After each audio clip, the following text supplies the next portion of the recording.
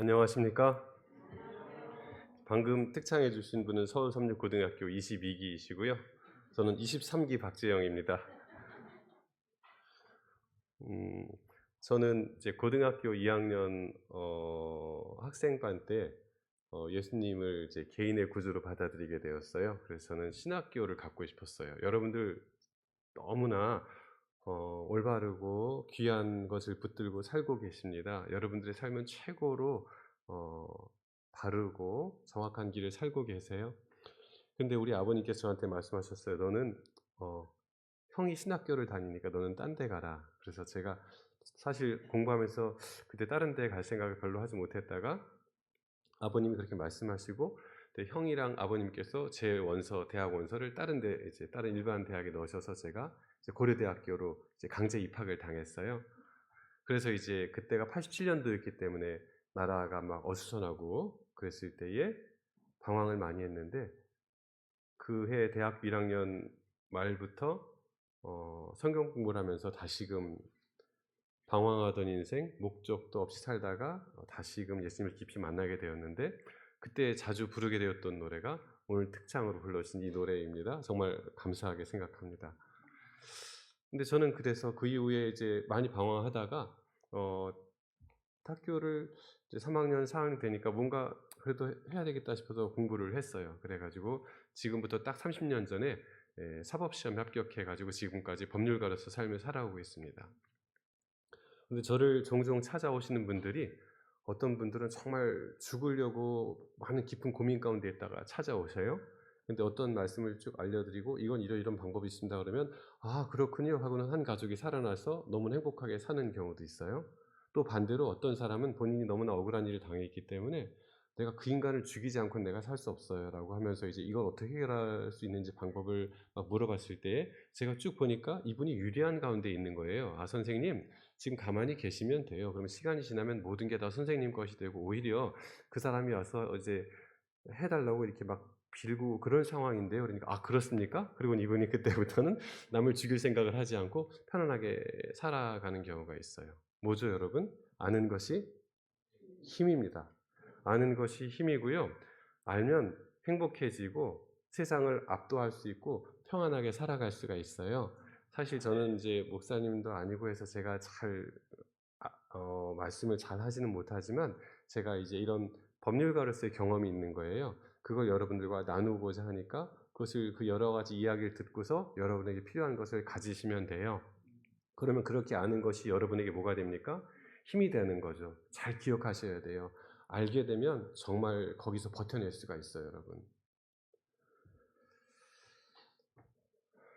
하나님 주시는 자유에 관한 논증을 오늘 하겠는데요.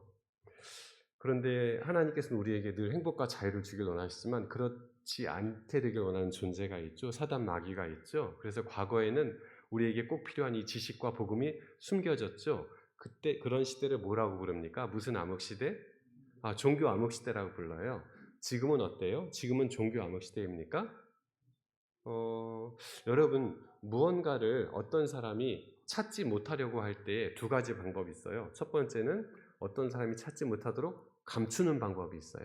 두 번째 방법은 뭐냐면 그 사람이 이것을 찾지 못하도록 비슷한 것들을 많이 갖다 놓으면 찾기가 어려워요. 바둑돌 까만 거 중에 뭐 까만 거 이렇게 꼭 필요한 것 하나를 딱 놔두면 찾아내기 어려운 것처럼, 저는 지금 이렇게 보니까 지금 우리가 살아가는 시대도 제2의 종교 암흑 시대 같아요.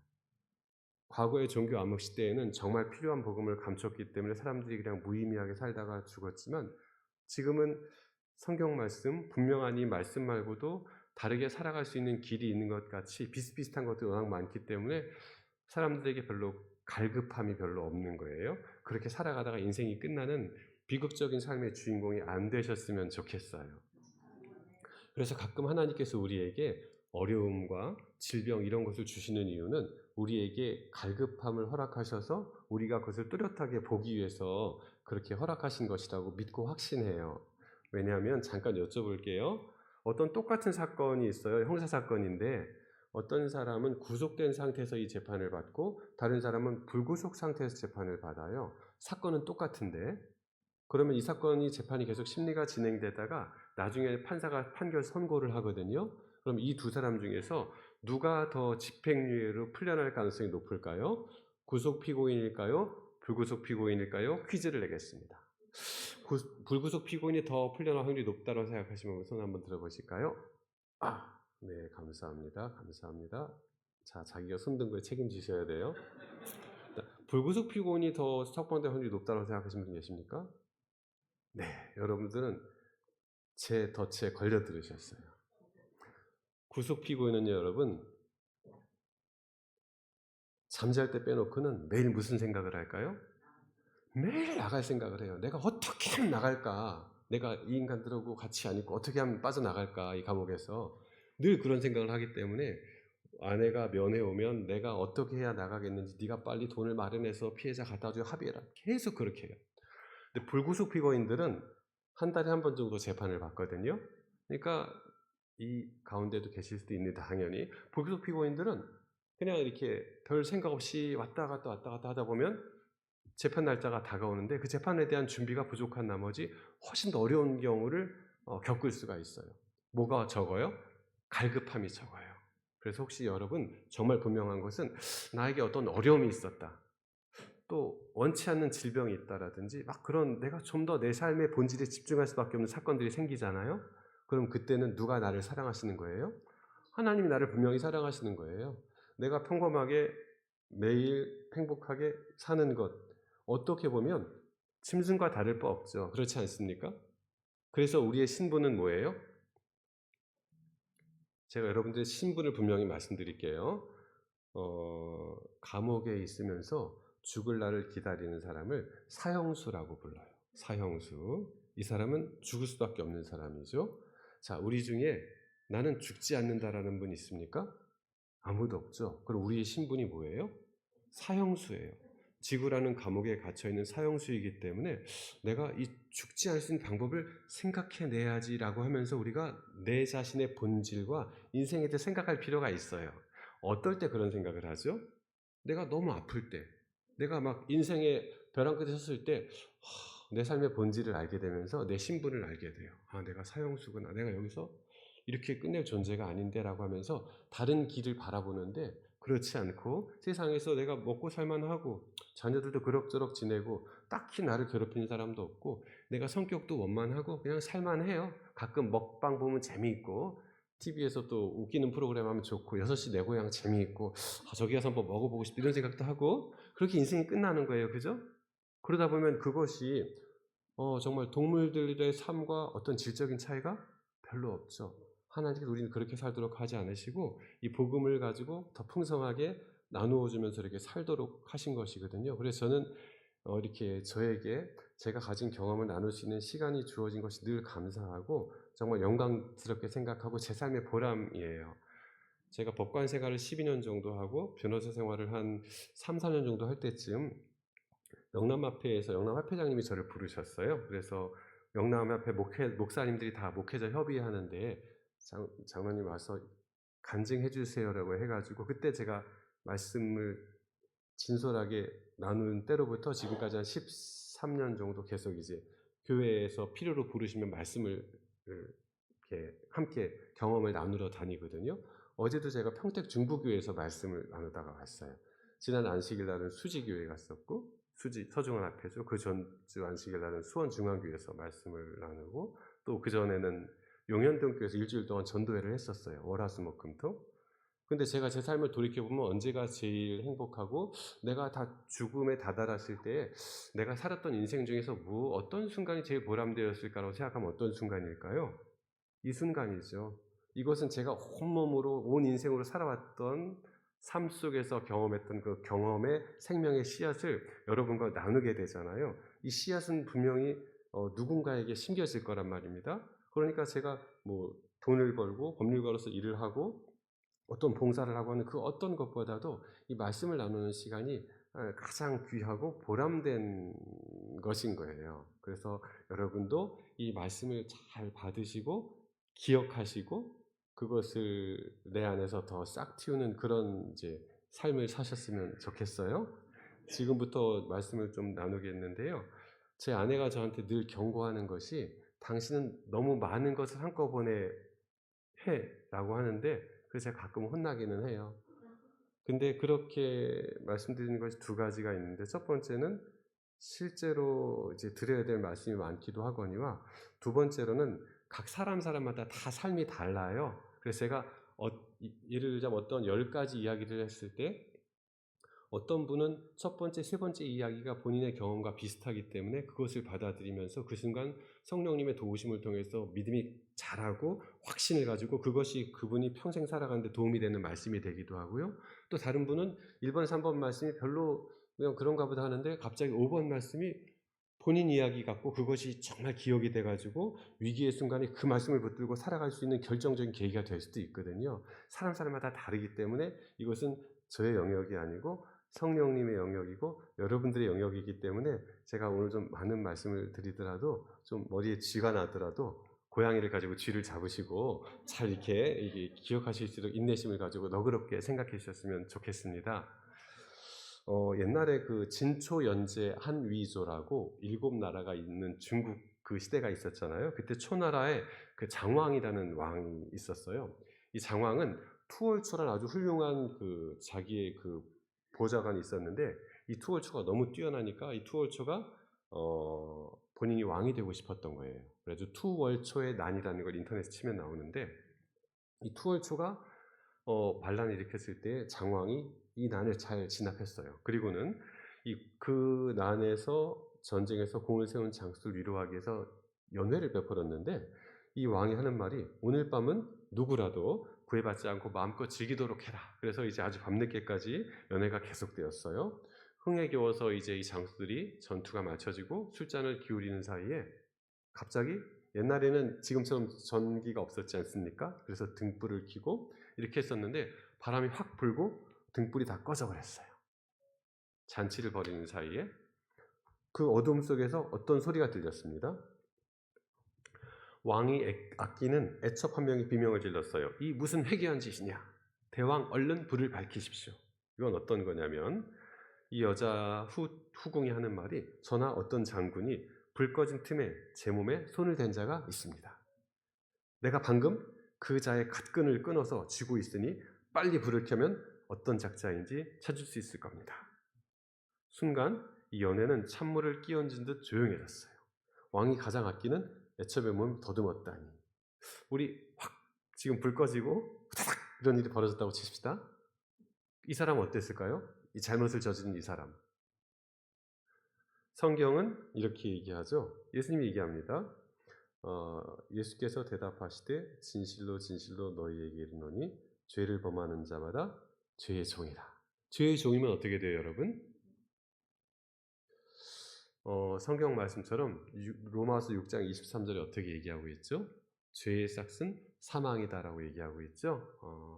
성경 말씀은 여러분 정확하게 진리예요. 제가 수원지방법원에서 어느 한 재판을 할 때 이런 일이 있었어요. 제가 이렇게 좀 앞에 앉아 있었는데요. 한 잘생긴 남자가 이렇게 재판을 받다가 피고인으로서 최후 진술을 하고 있었어요. 판사님, 제가 너무나 큰 항소심은요, 여러분 두 번째 재판인 거 아시죠? 1심에서 징역 4년을 선고받고 이제 항소심에서 이 젊은 남자가 마지막 재판을 위해서 판사님께 말을 하는 시간인데 이 사람이 삼성전자 직원이에요. 근데 징역 4년형을 선고받았어요. 왜 그런가 하고 제가 들어보니까 제가 너무나 잘못했고 제가 저지른 죄의 대가를 다 치르겠습니다. 다만 저에게는 아직 경제활동을 전혀 할 수 없는 어린 아내와 6살짜리, 4살짜리 아이들이 있고요. 다행히도 제 차량이 종합보험에 가입되어 있고 제가 피해자 쪽을 위해서 5천만 원이나 되는 돈을 만들어서 공탁을 했습니다. 저에게 이번에 한 번만 기회를 주시면 제가 정말 다시 이런 일을 저지르지 않고 잘 살아가겠습니다 라는 말을 했어요. 제가 저기쯤 앉아 있는데 제 바로 뒤에서 이 말이 끝나자마자 한 젊은 여자가 벌떡 일어났어요. 그리고 뭐라고 얘기했을까요? 너가 너 죄의 대가를 치르겠다고? 그러면 죽어. 그 자리에서 죽으란 말이야 라고 말을 하고 소리를 지르기 시작하는 거예요. 왜 그랬을까요? 너가 그날 술 먹고 운전만 하지 않았어도 내 남편이 나와 우리 아이들에게 마지막 인사조차 하지 못하고 가지 않았어. 너 때문에 우리는 인사조차 못하고 내 남편을 보내고 우리 아이들은 아빠를 잃었어. 네가 방금 네 입으로 죄의 대가를 치른다고 그랬잖아. 죽으란 말이야 라고 뭐의 대가를 요구해요? 피의 대가를 요구하는 거예요. 죄질을 저지른 사람에게 그 피의 대가를 요구하니까 그 앞에 있던 저는 괜히 내가 잘못하지도 않았는데 무서워가지고 이렇게 있었는데 판사님도 쫄았어요. 긴장했어요. 왜 그렇죠? 누군가가 잘못한 죄에 대해서 공의를 가지고 정당하게 대가를 치르라고 얘기하면 방법이 없어요. 피를 흘린 것은 뭐로 해야 돼요? 피로 대가를 치르게 돼 있어요. 성경 말씀은 여러분, 제가 한평생 30년 동안 법률가 생활을 하다 보니까 성경 말씀 정확하게 맞아요. 인간의 죄를 다루는 인간의 방법인 법전을 가지고 제가 먹고 사는 사람이잖아요. 원리가 너무나 똑같은 거예요.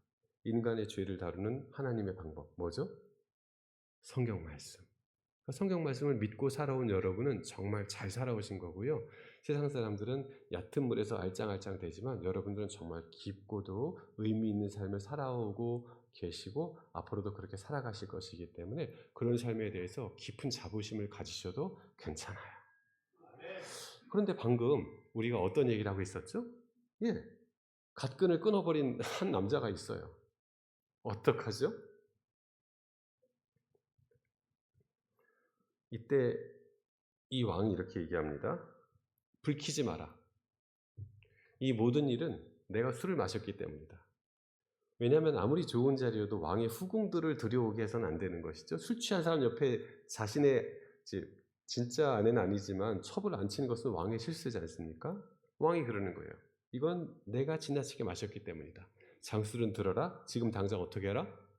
모두 각자 자기 갓끈을 다 끊어버리고 갓을 벗어 던져라. 그리고 오늘 밤은 마음껏 즐기도록 해라. 여러분 어때요? 좋죠? 좋죠? 여러분들과 저는 죄인이군요. 이걸 좋아하니까. 얼마나 다행입니까? 큰일 날 뻔했어요. 그죠? 나 혼자만 갓끈 끊긴 상태에서 불 켜지면 정말 큰일 나잖아요. 부끄럽기도 하고 죽임을 당할 수도 있고. 잠시 후 불이 켜졌을 때 어떻게 됐을까요? 예, 여러 장수 중에서 한 사람도 갓을 쓰고 있는 자가 없었습니다. 그렇죠? 성경은 이것을 이렇게 표현해요. 허물의 사함을 받고 자신의 죄가 가려진 사람은 복이 있습니다. 이게 바로 복이 있는 사람인 것이죠. 교회에만 있어야 드디어 복이 있어요. 교회 밖에서는 허물의 사함을 받고 그 죄의 가리움을 받은 사람이 없습니다. 매일 뉴스를 보면 아시죠? 누가 잘했네 잘못했네 서로의 허물을 드러내기 위해서 싸우는 사람들 투성이에요. 그러나 허물의 사함을 받고 그 죄의 가리움을 받은 자 여호와께 정죄를 당하지 않은 자는 오로지 교회 안에 있는 것이죠. 그래서 이 잔치의 이름이 절영지연, 갓끈을 끄는 잔치라는 것이죠. 그래서 이렇게 다 갓끈을 끊어버립니다. 그리고 이때로부터 2년 뒤에 이런 일이 벌어져요. 중원의 대국인 진나라, 진초, 연제, 한위죠. 가장 큰 진나라가 초나라를 공격했어요. 근데 이때에 제일 먼저 초군의 선두에 서서 용맹하게 싸우는 신하가 있었는데 여러분 아시는 것처럼 전쟁은 뭐예요? 기세예요. 이 신하가 정말 미친놈처럼 막 너무너무 열심히 싸우는 거예요. 그러니까 진나라가 더 대군이었는데 막 밀리기 시작하는 거예요. 그리고 누가 이겼을까요? 초나라가 이겼어요. 초나라는 그 신하의 활약으로 마침내 진나라의 대군을 격퇴할 수 있었습니다. 그리고 전쟁이 끝난 다음 장왕이 그 신하를 불러서 물었어요. 참으로 자네의 공이 크다. 이렇게 뛰어난 용사를 내가 지금까지 크게 쓰지 못했으니 나의 과실이 크다. 이 왕은 이 신하를 잘 몰랐어요. 그리고 물어봅니다. 그런데 그대는 왜 이렇게 죽기 살기로 싸웠는가? 이에 대한 대답은 저와 여러분 알고 계시죠? 이 사람이 누구일까요? 네, 갓끈을 끊김을 당한 죽을 수밖에 없었던 바로 그 사람인데 왕의 은혜로 용서로 너그러움으로 새롭게 삶을 살게 되었기 때문에 죄의 용서함을 받았기 때문에 이 사람은 이제는 무서운 게 있어요 없어요? 무서운 게 없어요. 나는 이미 무슨 목숨이었는데? 죽은 목숨이었는데. 두 번째 살아가는데 내가 무서울 게 뭐가 있겠어요? 나에게 뭐 조금 돈이 없다고 내가 위축될 게 있겠어요? 전혀 그렇지 않아요. 사람들이 나를 무시하는 것은 그들이 무식하고 몰라서 그래. 나는 누구의 자녀예요? 말씀에 따르면 영접하는 자, 곧 그 이름을 부르는 자들, 믿는 자들에게는 하나님의 자녀가 되는 권세를 주셨다고 명확히 얘기했기 때문에 그 문구 그대로 맞아요. 제가 좀 이따 보여드릴 것이긴 한데 저도 얼마 전에 이렇게 봤는데 좀 익숙한 이름이 판결문에 있었어요. 원고 최태원, 피고 노소영 이렇게 돼 있고 그 판결문에 이렇게 돼 있어요. 원고는 이제 원고 피고가 바뀌는 어떤 그런 게 있는데 이혼 사건이라서 원고는 피고에게 위자료 20억 지급하고 재산 분할로 1조 2천 얼마를 지급하라라는 판결문이 있어요. 여러분 판결문이 뭔지 아세요? 판결문은요 이렇게 종이로 되어 있는 거예요. 그냥 종이 쪼가리예요. 근데 이 판결문 안에 누가 도장을 찍으면 판사가 도장을 찍으면 멀쩡한 사람도 7년 8년 감옥에 가 있어야 되고 1200만 원도 아니고 얼마? 1조 2천억도 그냥 줄 수밖에 없어요. 여기 밑에 도장이 찍혀 있으면.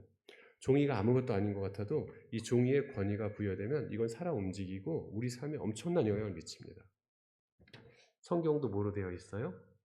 종이로 되어 있지만 거기에는 하나님의 인이 찍혀 있는 바로 그 말씀이기 때문에 우리가 이것을 만만히 보고 무시하는 어리석음을 저지르는 인생이 되지 않기를 정말 간절히 바랍니다.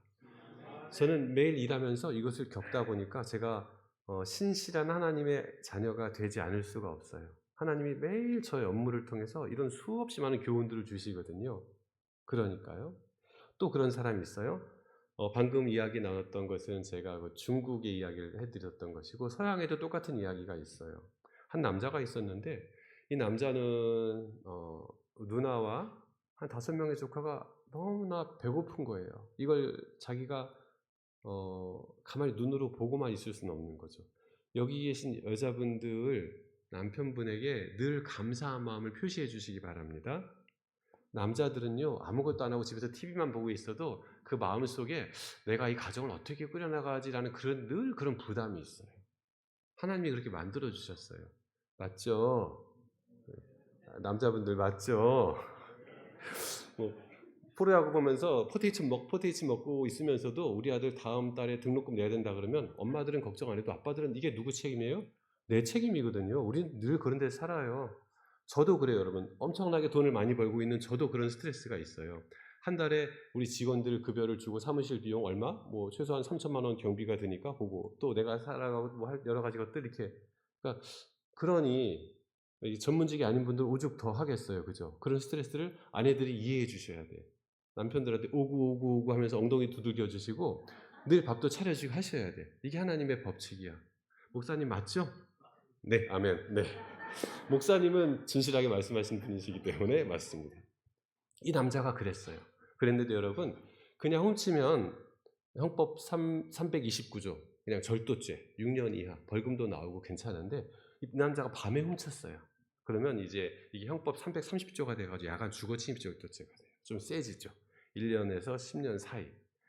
그러다가 이제 문이 닫혀 있는데 약간 깨부수고 들어가면 331조 특수절도가 돼요. 이건 이제 1년 이상 살도록 좀 세게 되어 있어요. 그러다가 빵집 주인을 만났잖아요.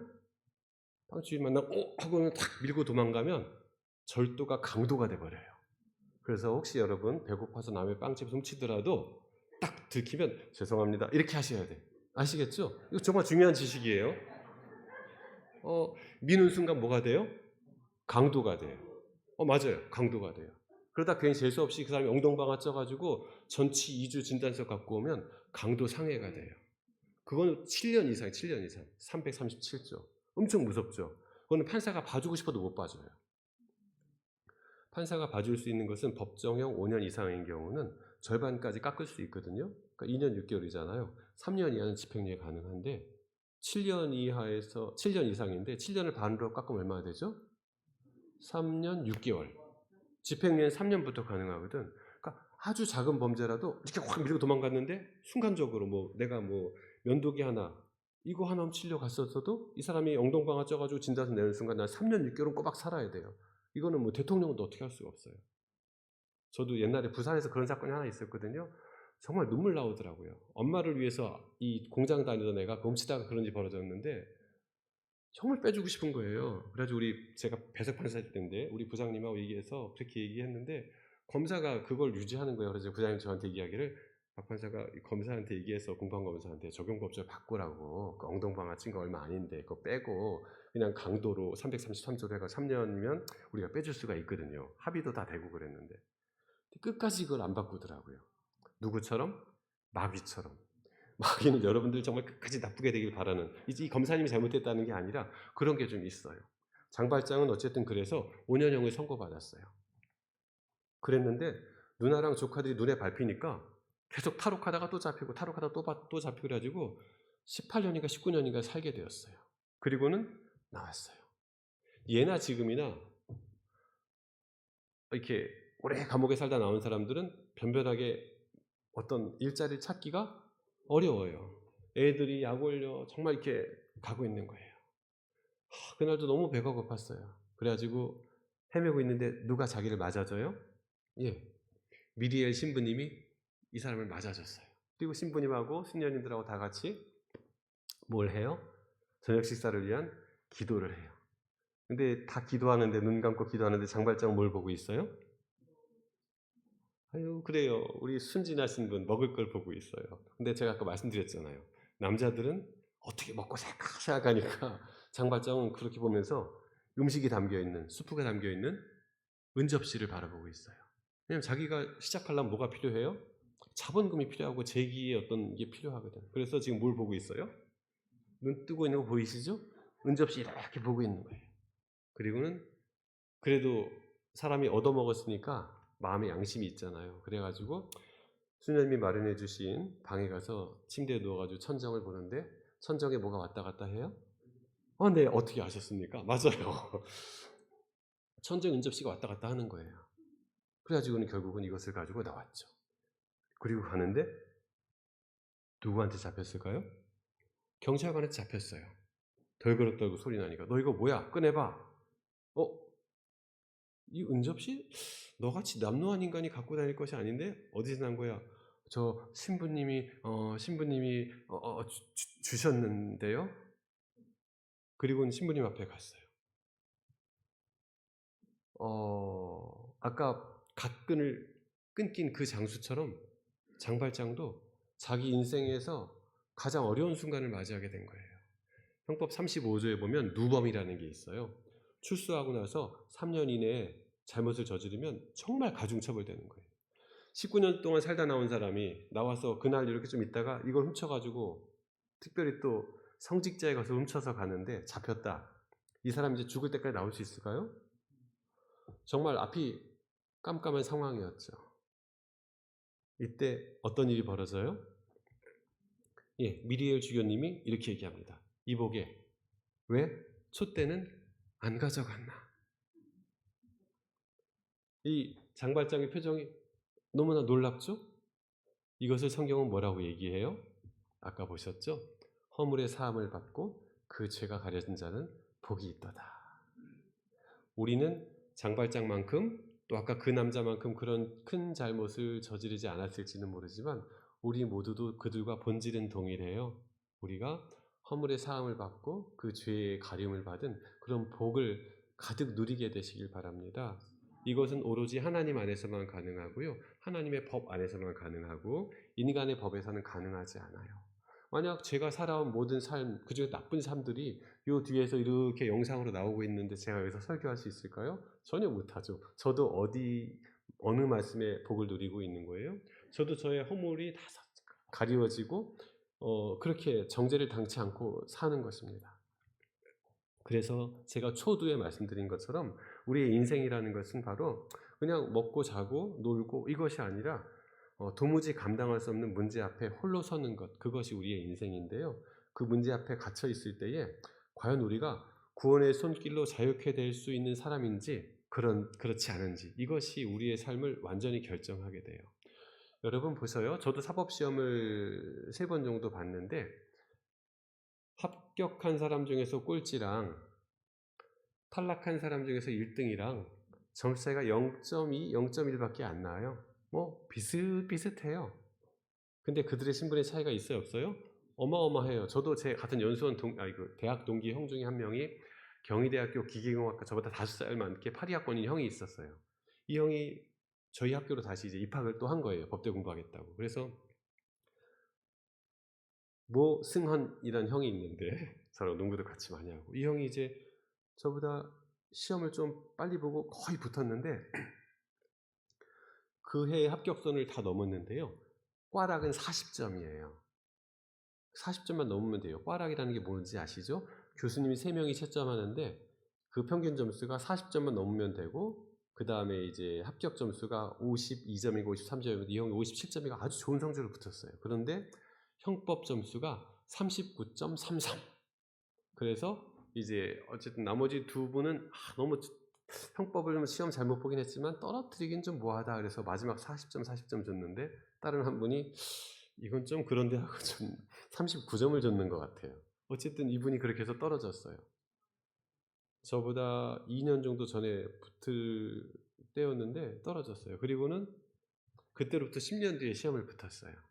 그러니까 이분은 이제 그 형법 점수 그 하나 때문에 자기 인생에서 10년이 정말 이렇게 날아간 거죠.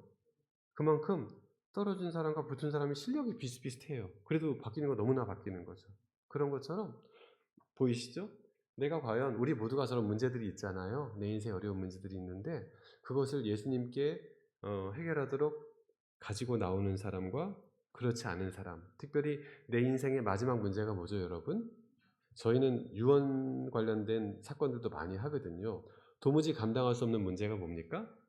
죽음이죠. 죽음은 어느 누구도 감당할 수 없고 외로워요, 마지막에. 그 순간에 과연 나를 붙잡아 줄 수 있는, 하늘과 연결해 줄 수 있는, 마지막으로 내가 그 다음 삶을 이어나갈 수 있는 고리를 나한테 주어 주셨을 때 내가 그것을 붙잡느냐 못 잡느냐 하는 것은 정말 천지 차이인 것이죠. 여러분들이 이런 인생의 본질 앞에서 어떤 선택을 할 것인가를 차분하게 생각해 보시면 좋을 것 같아요. 한 착한 아이가 있었어요. 이 아이는 자기가 별로 이게 좋은 대학을 다니지도 못하고, 그런데 부모님들이 매일 이제 매번 등록금을 대주시니까 너무 고마운 거야.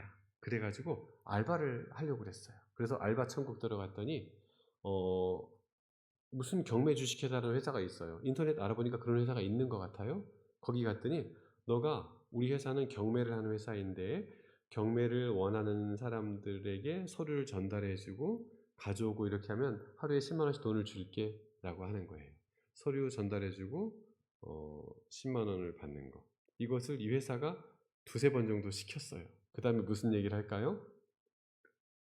그 경매 대금을 그분이 바로 온라인으로 보내야 되는데 현금으로 받았대. 근데 은행에서 멀리 떨어져 있고 입금하기 곤란하다니까 그 서류 받아올 때 함께 뭐 좀 받아와 하고, 뭘 받아오라고 그래요?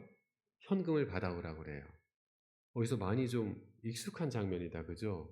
이 학생이 3-4번 정도를 했어요. 그리고는 5번째 현금 받아가지고 전달하려고 하니까 거기 누가 나타나 있을까? 어떻게 하셨어요? 맞아요. 경찰관이 나타나 있었어요. 이게 뭐예요? 보이스 피싱. 그런 거예요. 대학생 취업으로 생각하고 서류 전달을 몇 번 하다 보니까 현금 전달이 됐는데 이게 뭐예요? 고액 알바. 얘가 4-5번 정도 했는데 50만 원 정도인가 받았는데 이제 체포돼가지고 이제 감옥에 가 있는 거죠. 그러면 피해자들은 그런데 여러분, 이 엄마가 나서서 합의하려고 그러는데 우리 아이가 50만 원 받았으니까 50만 원 드리고 합의해 주세요. 합의할까요? 절대 안 해요. 돈은 중국에 있는 나쁜 놈들이 이렇게 가져갔지만 자기네가 지금 추궁할 수 있는 건 이 사람밖에 없으니까 전 4천만 원 손해봤어요. 최소한 절반 안 가져면 못합니다. 이러는 거예요. 방법이 없죠. 피해자 입장도 맞는 거잖아요. 이런 일들이 너무 많아요. 이 착하게 생기고 까만 안경을 쓴 얼굴 하얀 이 21살짜리 대학생 박땡땡, 얘가 감옥에 가 있으니까 엄마가 밥이 안 넘어가는 거예요. 그러니까 없는 살림이 어떻게 해요? 감당할 수 없는 이 문제 앞에서 엄마가 7천만 원을 대출받아 가지고 왔어요. 아들 빼달라고. 그러는 거예요. 마치 누구처럼? 여러분과 제가 우리들의 죄의 문제를, 내가 지금까지 생각 없이 뱉었던 이 말 때문에 책임져야 될 그것들, 내 마음속에 아무도 모르지만 헤아릴 수 없는 그런 많은 잘못들에 대한 대가를 우리가 치를 수 있어요, 없어요? 치르기 어렵죠. 누가 이걸 대신 치러주세요? 대출받아서 예수님이 치러주세요. 이게 원리예요. 한 엄마와 한 딸과 한 아빠가 있었어요. 너무나 사랑스러운 딸이죠. 이 아버지는 서울대학교 경제학과를 졸업했고 옛날 상업은행 지점장 했던 분이세요. 아내 평생을 은행 지점장을 하고 그 다음에 아내와 함께 살 수 있는 집 하나 마련하고 현금 한 2, 3억 정도 있고 이제 은퇴 자금으로 이렇게 행복하게 살고 크루즈 여행을 막 떠나려고 하던 차에 어떤 일이 벌어졌어요.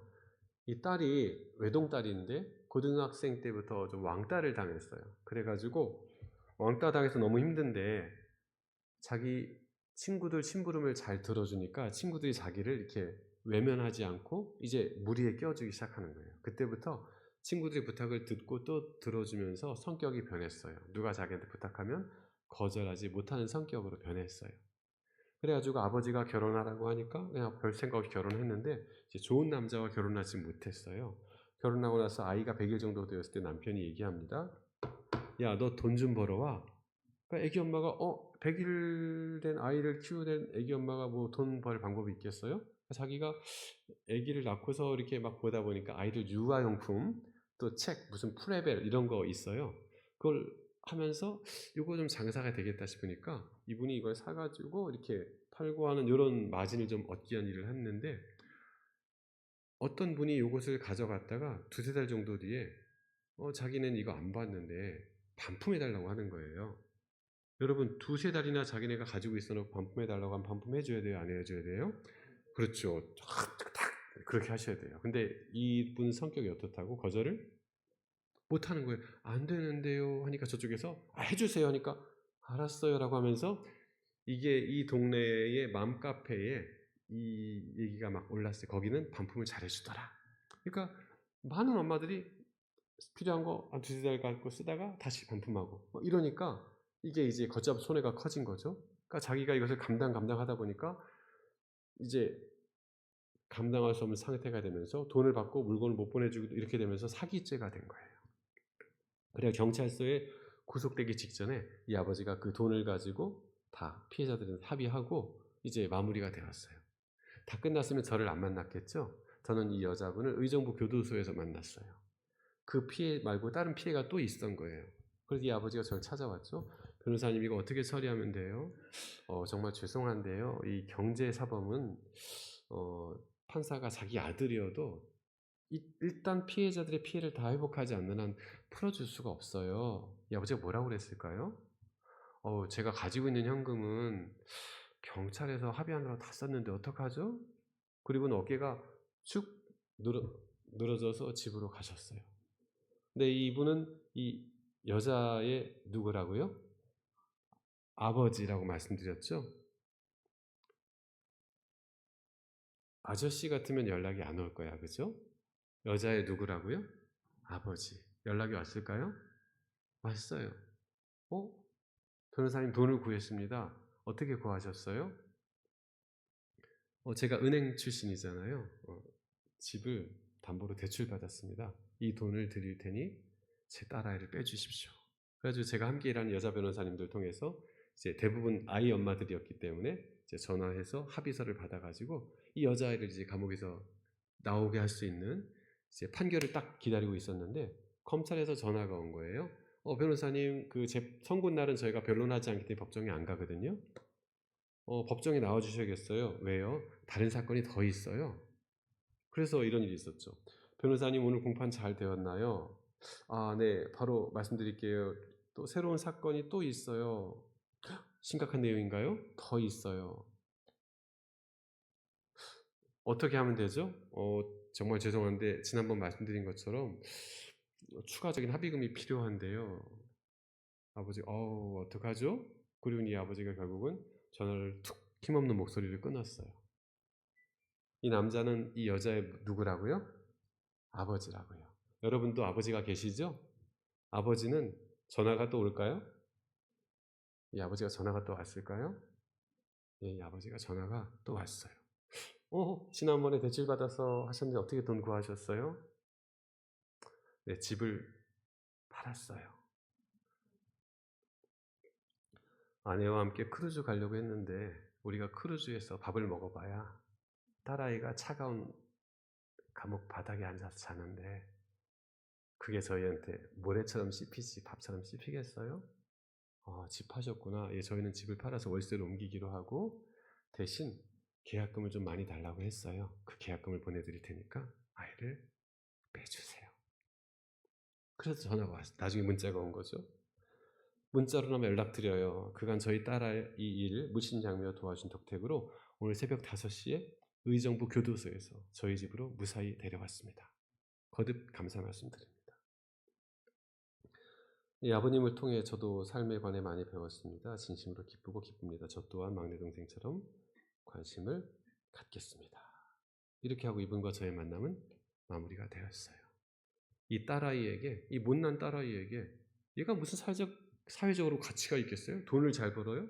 제대로 사람으로서 노릇도 못하지만 남이 부탁하는 거 부탁조차 못하고 살아간 사람이지만 이 아버지에겐 누구보다도 소중한 딸이고 자기 집을 팔아서 갖고 있던 현금을 어떻게든 해서라도 꼭 빼내고 싶은 자유를 얻게 하고 싶은 것이 바로 이 딸인 것이죠. 여러분과 저에게도 아버지가 있습니까? 있습니다. 감당할 수 없는 이 문제 앞에서 집을 팔아서 아빠가 나서요. 이런 수많은 일들이 있습니다. 해외에서 아들이 한국에서 붙잡혔을 때 아버지가 미국에서 날아옵니다. 시애틀에서 의사 아버지가 날아와요. 그리고는 영장 실질 심사를 앞두고 있는 이 아들을 만나보고 싶어 해요. 야, 변호사님, 저 아들 만나게 해주세요. 법원에서 판사 앞에서 영장 실질 심사를 받을 때 구속 직전에 이제 변호인 접견할 수 있는 시간이 있거든. 제가 들어서 얘기합니다. 야, 아빠가 너 보고 싶다는데 잠깐 만나지? 아니요, 변호사님. 저는 이거 끝나면 아버지 만날래요. 다시 나갔더니 아버지가 변호사님 저 꼭 만나게 해주세요. 결국은 아버지가 들어와서 아들을 꼭 껴안고 얘기합니다. 미안하다, 미안하다. 네가 힘들다고 그럴 때 내가 왔어야 되는 건데 미안하다, 미안하다. 잘못은 누가 저질렀죠? 아들이. 미국에서는 대마초, 마리화나가 합법화되어 있는 주가 많거든요. 그래서 그냥 여기서 그냥 해도 한국에서도 마리화가 그렇게 큰 죄가 아닌데 법이라는 게 웃기죠. 마리화나를 한국에서 그냥 구해서 피면 별거 아닌데 외국에 있는 친구한테 야 좀 보내줘 해가지고 우편물로 받았어. 이건 뭐가 되죠? 마약 밀수가 되는 거예요, 이게. 밀수라는 말만 들어 놀랍죠. 그러니까 5년 이상 죄가 센 거야. 그러니까 경찰에서 영장 신청하고 영장 검사가 청구해가지고 이제 구속될까 말까 하고 있는데 이 아이가 너무 고통스러워해요. 왜냐하면 한국계 미국인인 아이인데 도봉경찰서 유치장에서 딱 하룻밤을 자더니 이 퉁퉁했던 애가 눈이 퀭해가지고 힘들어하는 거예요. 왜 그랬을까 여러분? 한평생을 이 침대에서 자다가 이 바닥에서 하룻밤을 지내보니까 이 경찰 유치장에서 얘가 막 밤새 잠을 너무 고통스러웠던 것 같아요.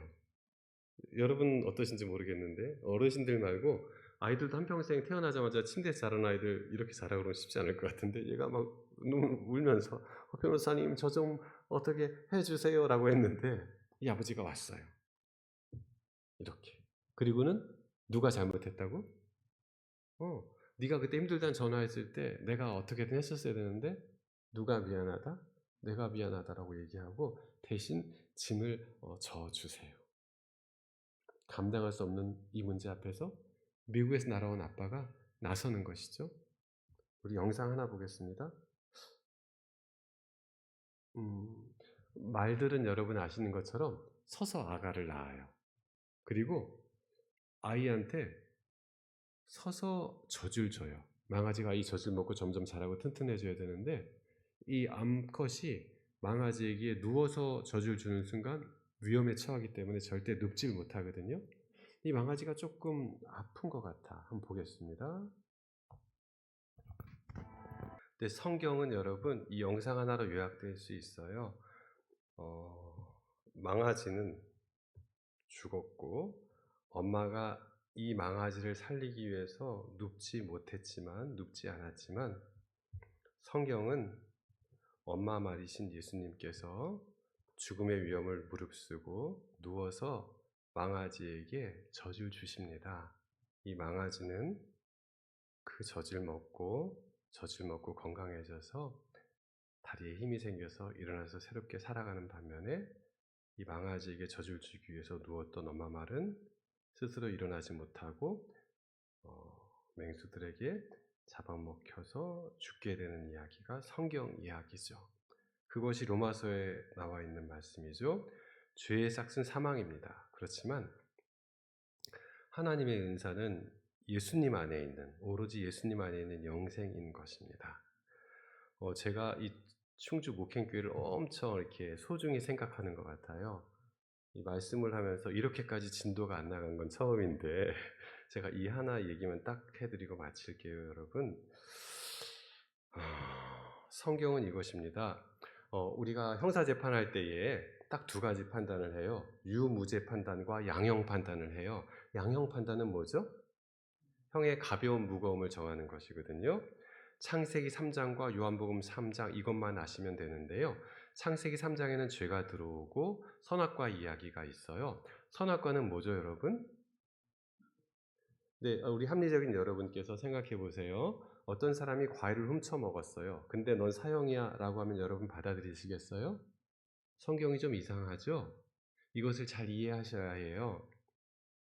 우리 목사님께서 교회가 급해가지고 빨리 이렇게 어떤 횡단보도 앞에서 빨간불에 건너오셨는데 경찰관이 목사님 위법하게 법 어겼다고 여기 1년 동안 들어가 계시라고 그러면 우리 가만히 있겠어요? 데모해야죠. 안 맞는 거잖아요. 성경은 어떻게 얘기해요? 선악과를 먹었는데 너는 사형, 과일 하나 먹었는데 이렇게 얘기했을까요? 선악과를 우리가 자세히 보면 이렇게 되어 있어요. The tree of knowledge of good and evil. 선과 악을 알게 하는 지식의 나무라고 되어 있어요. 지식의 나무, 판단의 나무, 판단하는 것이죠. 요즘에 법적 판단을 누가 하죠? 판사가 하죠. 옛날엔 누가 했어요? 이도령 성춘향 나올 때 누가 거기서 해요? 원님이 하죠. 좀 더 큰 사건, 옛날에는 누가 판단해요? 왕이 판단하는 것이죠. 선악과를 먹겠다, 내가 판단한 사람이 되겠다라는 것은 내가 누가 되겠다는 뜻이에요? 내가 왕이 되겠다라는 뜻이에요. 그래서 예나 지금이나 반역죄를 저지른 사람은 죽도록 되어 있어요. 그래서 선악과를 먹는다는 것은 자리 바꿈, 인간이 어디를 가겠다? 하나님의 자리에 가겠다라는 뜻이에요. 그래서 죽음이 이르러 오는 것입니다. 죄의 싹슨 사망. 이 선악과에 대해 잘 아시겠죠? 이걸 여러분 충분히 이해하셔야 되는 게 첫 번째고요.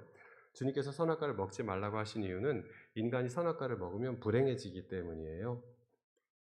혹시 지금 여러분 마음 가운데 행복하고 편안하셨으면 괜찮고요. 혹시 안 그런 분이 계시다. 지금 또는 내일 아침에라도 내 마음이 좀 불편해지는 것 같다라고 하면 그 순간에는 항상 내 입에 뭐가 있냐면 내 입에 뭐가 있을까요? 예, 선악과가 있어요. 내 마음이 항상 불편하고 짜증나고 불만스럽고 걱정 근심이 많고 내 마음에 뭔가 부정적인 것이 있다라고 하면 그 순간에 항상 내 입에 뭐가 있어요? 선악과가 있어요. 내가 무언가를 판단하고 있기 때문에 자꾸 불편한 거예요. 지금도 이 사람이 설교를 잘하나 안 하나 판단하지 않고 계셔서 지금 분위기가 좋은 겁니다, 여러분. 편안하게 듣고 계시니까. 근데 내가 무언가를 판단하는 순간 불행해지고 힘들어져요. 내가 내 아내에 대해서 판단하는 순간, 내 아이들에 대해서 판단하는 순간, 내 직장 누구에 대해서 판단하는 순간, 뭔가 악이 들어오고 불편해지고 불행해지는 것이에요. 내가 불편하다고 생각되면 내 입에 있는 뭐를 내뱉으시면 돼요? 선악과를 내뱉는 순간 정말 평화가 오고 기쁨이 오고 자유가 오는 것이에요. 근데 이 판단은 누구에게 대해서도 하면 안 되냐면 나 자신에 대해서도 하시면 안 돼요. 내가 평생 살아온 내 삶에 대해서 후회의 잣대 그런 판단을 가지고 난 왜 그렇게 살았을까라고 하는 것도 사단의 생각이에요. 하나님은 절대 과거를 가지고 내가 후회하고 그렇게 하도록 우리를 계획하지 않으셨고 하지 않으셨기 때문에 우리가 하나님께 선악과를 먹지 말아라 라고 하와에게 얘기하신 이유는 그것이 하나님에 대한 자리바꿈과 도전이기도 하지만 그것을 먹는 순간 인간의 판단은 불완전하거든요. 완전하신 하나님만 판단할 수 있고 그 판단이 좋은 재료로 쓰일 수 있는데 잘못된 것을 가지고 판단하는 순간 인간은 불행해지기 때문입니다. 두 번째는 뭐냐면 새로운 연결이죠. 인간이 선악과를 먹음으로써 하나님의 그 자리에 가겠다고 하는 것이 잘못된 연결이라면 그것으로 인해서 죄의 싹슨 사망이고 인간은 어디에 자리에 있게 되었어요? 죽음의 자리에 있게 되었죠. 그 인간의 죽음의 자리에 누가 내려오시겠다고, 누가 자리 바꾸겠다고 한 것이 십자가입니까? 예, 하나님이 오시겠다고 한 것이 바로 십자가인 것이죠. 인간은 그 자리에 가겠다고 자리 바꿈하고 악을 저질렀지만 주님께서는 그 악을 저질러서 죽음의 자리에 가 있는 그 자녀에게 여러분과 저에게 그 자리 내가 차지할 테니까 너는 비켜 라고 말씀해 주시는 거예요. 하나님 우리를 창조하셨기 때문에 그것을 기쁨으로 하시는 거고요. 너무나 자연스럽고 당연한 것입니다. 왜 자연스러운지 한 말씀만 드릴게요. 얘가 우리 집에 있는 개예요. 박대장, 삽살개. 제가 살고 있는 별내동 전체에서 가장 착한 개예요. 절대 짖지도 않고 작은 개들이 오면 이 등치를 쫙 낮춰서 바닥에 엎드려서 꼬리를 흔들며 자기한테 오기를 기다리는 세상 착한 개인데, 단 하나 특징이 뭐냐면 절대 집에서 실내 배변을 하지 않아요. 쉬도 안 하고 응아도 안 하기 때문에 하루에 적어도 2번, 많으면 3번을 가요. 저와 제 아내와 저희 큰아이가 얘를 키우거든요.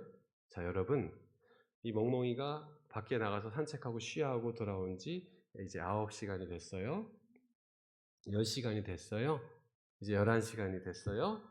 12시간쯤 가까이 오면 서로 뭐를 볼까요? 3명이 서로 눈치를 봐요. 아, 이 밤늦은 시간에 나가기 싫은데 누가 나가야 되는데 라고 보고 있어요. 근데 결국 나갈까 안 나갈까? 나갈까 안 나갈까요? 누군가는 나가요. 왜냐면 안 그러면 얘 오줌포 터지거든. 이 멍멍이 때문에라도 정말 나가기 싫어도 저도 나가요. 근데 제일 마음 약한 제가 제일 많이 나가요. 제가 마음이 약해서. 그런데 여러분과 제가 아까 보셨죠? 죄의 삭은 사망이라고 얘기했잖아요. 그런 죄의 결과가 얼마나 참혹한지 여러분 잘 아시죠? 러시아, 우크라이나 전쟁을 통해서도 아시겠지만 매일매일 벌어진 모든 것들 통해서 이 참혹함 속에서 우리 사랑하는 자녀들이 고통을 당할 때에 하나님 3분이 이렇게 팔짱 끼고 누가 나가나 보자라고 눈치 보고 있지는 않으실 거예요. 제가 믿기로는 최소한 하나님은 저보다 마음이 더 따뜻하고 여리고 착하고 좋으신 분이라고 생각이 되어져요. 그래서 이 십자가는 너무나 당연한 것이죠.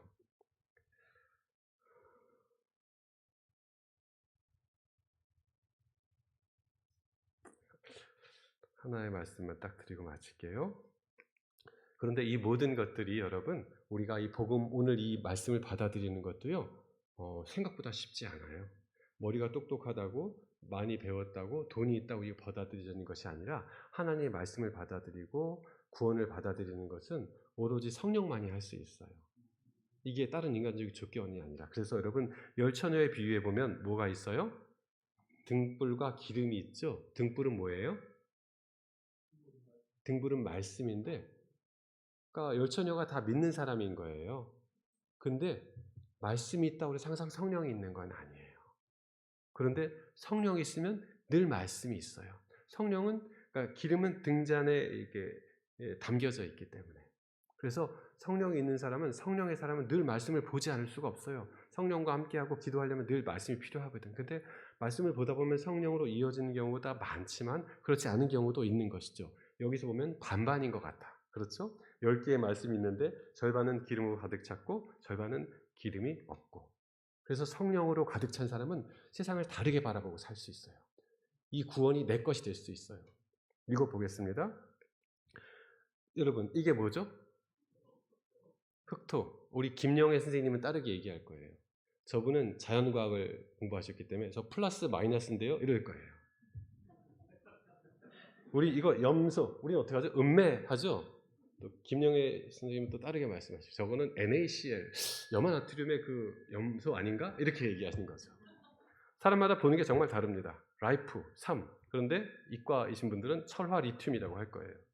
그리고 우리는 아주 정감 있게 눈이 녹으면 뭐가 와요? 봄이 오죠. 근데 저 딱딱하신 분들은 눈이 녹으면 물이 되지? 이렇게 생각할 수가 있어요. 전혀 다른 것이죠. 마찬가지로 이육사는 우리 문과생들이 볼 때는 시인이지만 저분이 볼 때는 264가 될 수도 있는 것이죠. 그런 것처럼 우리가 정말 사람들이 악할지라도 좋은 것을 자식에게 주는 것처럼 구하는 자에게 성령을 주세요. 이건 너무나 좋은 거 아닙니까? 기도하면 주세요. 기도하면 성령이 여러분과 저의 것이 되어서 이 복음이 우리에게 온전히 올 수가 있어요. 다른 조건이 아니라. 오늘 이 밤 여러분에게 주어진 명백한 하나님의 구원의 복음과 자유의 복음이 성령님을 통해서 여러분들의 갈급한 기도, 우리 모두 무슨 피고인이에요? 하나님 우리에게 너무 자유를 주셨어. 불구속 피고인이야. 그죠? 그렇지만 때때로 아픔이 오고 어려움이 오고 구속 피고인이 올 때 이 갈급함을 가지고 성령을 구해서 온전히 복음이 내 것이 되도록 그런 풍성한 삶을 살게 되시기를 간절히 바랍니다. 하나님, 저희는 작은 억울함에도 좀 참기 힘들고 괴로운 마음을 가진 그런 사람들입니다. 그런데 우리가 그동안 오래오래 하나님에 대해서 오해하고 예수님에 대해서 서운한 마음을 가지고 있었습니다. 저희가 하나님을 잘 몰라서 그런 시간들이 있었습니다. 우리가 오랬던 것처럼 하나님 많이 억울하셨겠지만 불쌍한 저희들을 위해서 참고 또 참아주셔서 감사합니다. 이제부터는 우리가 예수님을 더 잘 알기를 원하오니 저희에게 더 밝히 다가와 주시고 우리의 아둔함을 깨우쳐 주셔서 우리가 예수님을 알고 사랑할 수 있도록 도와주십시오. 그렇게 예수님을 더 알고 더 사랑하니 주님께서 주신다는 그 십자가가 너무나 당연한 것임을 알게 되었고 우리 삶의 가장 중요한 중심이 되어야 한다는 것도 알게 되었습니다. 이제 이 분명한 우리 삶의 중심을 우리가 내 인생의 가장 가운데로 모시고 이 아무것도 아닌 이 세상을 압도하면서 살아갈 수 있는 주님이 자랑스러워하시는 경건한 아들, 딸들로 우리들의 앞으로의 삶이 이루어질 수 있도록 주여 인도하시고 성령님 함께하여 주시옵소서. 사랑 많으신 예수님의 이름으로 간절히 기도합니다.